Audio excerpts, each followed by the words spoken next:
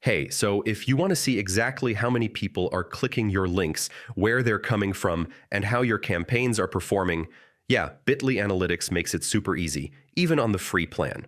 In this guide, I'll show you step by step how to track link clicks using Bitly. First, go to the Bitly website and log into your account. Next, either create a new short link or select an existing one from your dashboard. Click on the link, yeah, and open the analytics section to see performance data. You'll see total clicks, which tells you how many times your link has been opened. Bitly also shows where your traffic is coming from, like social media, direct visits, or referrals. You can see geographic data, yeah, like which countries or regions your clicks are coming from. Track your clicks over time to see trends and measure campaign performance. And finally, use this data to improve your content and marketing strategy. So yeah, that's how to track link clicks using Bitly Analytics for free. Once you start using this data, your decisions become way smarter and more effective.